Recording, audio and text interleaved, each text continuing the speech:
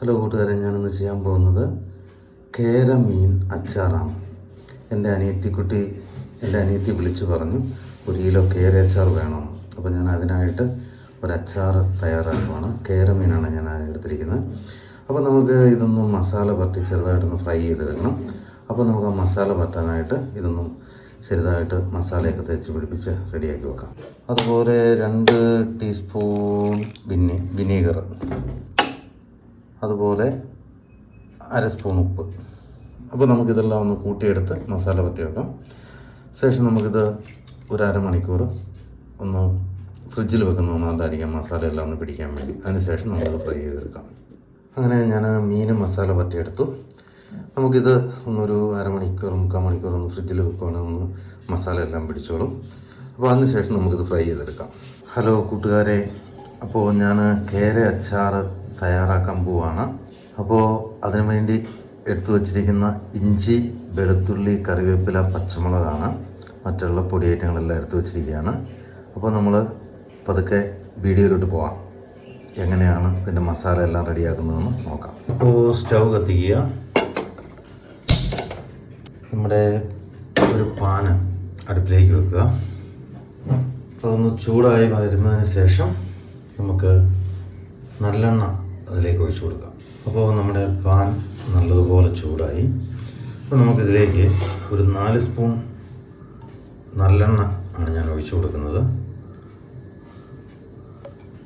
അപ്പോൾ നമ്മുടെ എണ്ണ ചൂടായി.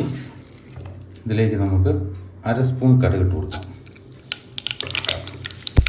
അപ്പോൾ നമ്മുടെ കടുകൊക്കെ ഒന്ന് പൊട്ടി വരുന്നുണ്ട്.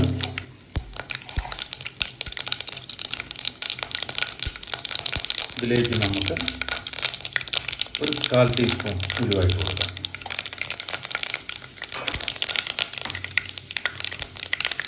ഇഞ്ചി അരിഞ്ഞത് 1 സ്പൂൺ കൊടുക്കാം.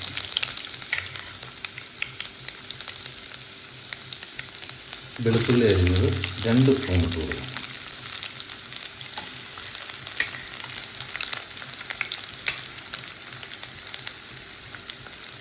ഒരു 4 പച്ചമുളക് അരിഞ്ഞത് ഇട്ട് കൊടുക്കാം. കറിവേപ്പില ഇട്ട് കൊടുക്കാം.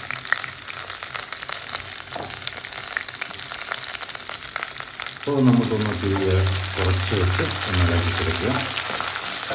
ഈ ഇഞ്ചി, വെളുത്തുള്ളി, പച്ചമുളക് നല്ലതുപോലെ വാടണം. അതിൻ്റെ ആ പച്ച മണമെല്ലാം ഒന്ന് മാറി ഒരു ബ്രൗൺ കളർ പോലെ ആവും. കാരണം എന്താണെന്ന് വെച്ച് കഴിഞ്ഞാൽ അത് പച്ചയായിട്ട് കിടന്നു കഴിഞ്ഞാൽ പെട്ടെന്ന് അച്ചാർ കേടായി പോകാൻ സാധ്യത കൂടുതലാണ്.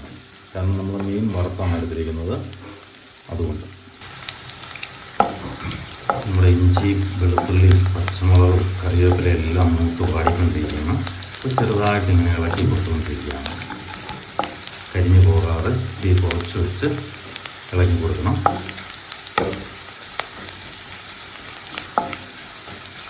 പച്ചപ്പ് എല്ലാം ഒന്ന് മാറി നല്ലൊരു ബ്രൗൺ കളറിലേക്ക് വരണം.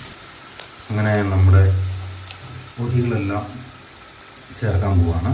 നമ്മുടെ ആദ്യം ഒരു 1/4 ടീസ്പൂണ് മഞ്ഞൾപ്പൊടി ചേർക്കുകയാണ്. ഇതിലേക്ക് ഞാൻ 1 സ്പൂൺ കാശ്മീരി ചില്ലി ചേർക്കുകയാണ്. ഒരു 2 സ്പൂൺ അച്ചാർ പൊടി ചേർത്ത് കൊടുക്കുകയാണ്. ഒരു 1/4 ടീസ്പൂൺ ഉലുവാപ്പൊടി, ഒരു 1/4 ടീസ്പൂൺ കായം. അപ്പോൾ നമുക്കിതൊന്ന് ഇളക്കി കൊടുക്കാം. അങ്ങനെ നമ്മുടെ പൊടിയെല്ലാം ഇറക്കുന്ന മൂത്ത് വന്നു. ഞാനിതിലേക്കൊരു 1/2 ടീസ്പൂൺ ഉപ്പ് ചേർത്ത് കൊടുക്കാം. ഒന്നുകൂടി ഒന്ന് ഇളക്കി കൊടുക്കുക. ശേഷം നമുക്കിതിലേക്ക് 1/2 കപ്പ് ചൂടുവെള്ളം ചേർത്ത് കൊടുക്കാം.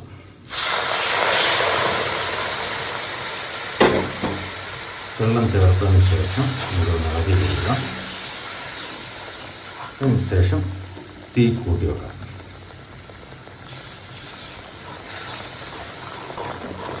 നല്ലപോലെ ഇളക്കി കൊടുക്കുക.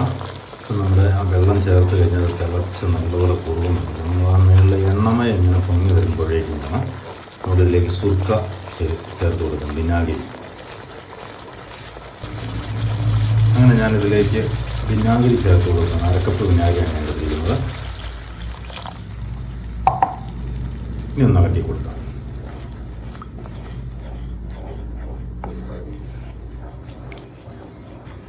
തീ കൂട്ടി വെച്ച് നല്ലതുപോലെ ഒന്ന് തിളയ്ക്കുന്നിടം വരെ വെയിറ്റ് ചെയ്യുക. അങ്ങനെ നമ്മുടെ ഗ്രേവി ഏറെക്കുറെ ഇങ്ങനെ തിളച്ച് വരുന്നുണ്ട്. അപ്പോൾ ഇതിലേക്ക് നമ്മളിനി മീൻ ആഡ് ചെയ്ത് കൊടുക്കുക.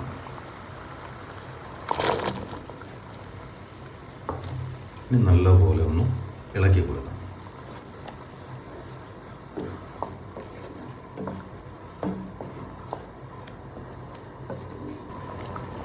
നല്ലപോലെ ഒന്ന് തിളച്ച് വരണം. അങ്ങനെ നമ്മുടെ അച്ചാർ ഇങ്ങനെ തിളച്ച് വന്നുകൊണ്ടിരിക്കുകയാണ്. നമ്മളിതിലേക്ക് ഒരു 1/4 ടീസ്പൂൺ കായം കൂടി ചേർത്ത് കൊടുക്കുക.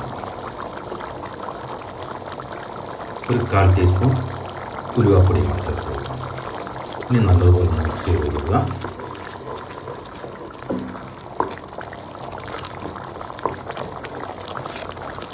ഈ അച്ചാർ 1 ദിവസം 2 ദിവസം കഴിയുമ്പോഴേക്കും നല്ലതുപോലെ തന്നെ പോകും.